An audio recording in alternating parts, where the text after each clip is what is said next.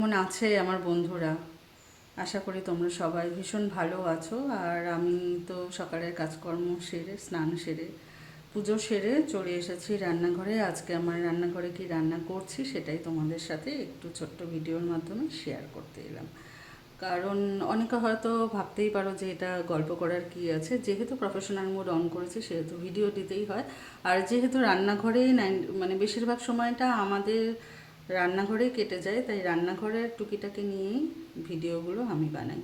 আর এখানে হচ্ছে দেখো, এই যে পাট শাক ভাজবো আর কি। এই যে এখানে তেল গরম করে শাকটা দিয়ে দিয়েছে, এই যে লবণ আর একদম কাঁচা লঙ্কা দিয়ে দিলাম। আর এখানে দেখো একটুখানি মিষ্টি আলু ভেজে নিয়েছি, আর এখানে আলু ভেজে নিয়েছি। আর হবে এই যে গাছ পাঠা, মানে এই ইঁচড় রান্না করবে একদম কষা কষা করে, লাল লাল ঝাল ঝাল। আর এখানে এই যে টমেটোটা রাখবেই ইঁচড়ের জন্য।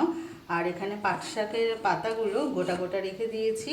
এটা করব কর্তামশাইয়ের জন্য বড়া, কারণ উনি বড়াটা খেতে ভীষণ ভালোবাসে।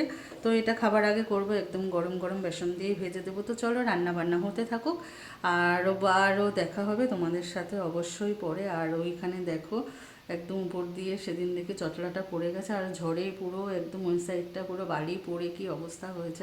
যাই হোক, ওগুলো পরে পরিষ্কার করব, কারণ যেদিন খুব ঝড় বৃষ্টি হয়েছে সেদিন ছিলাম না, গিয়েছিলাম সেই রাতে বোনের বাড়িতে। কারণ বোনের বরের হঠাৎই একটা অ্যাক্সিডেন্ট হয়ে যায়, যার জন্য দেখতে গিয়েছিলাম তাকে। তো সব কিছু সবসময় তো আর ক্যামেরার সামনে আনা যায় না বা বলা যায় না। তোমরা সবাই ভালো থেকো, সুস্থ থেকো। আবারও ছোট্ট ছোট্ট কিছু জীবনের রোজকার চলার পথের কিছু কিছু গল্প নিয়ে আবারও আসবো তোমাদের সামনে। তোমরা সবাই ভালো থেকো, সুস্থ থেকো। এখনকার মতো টাটা।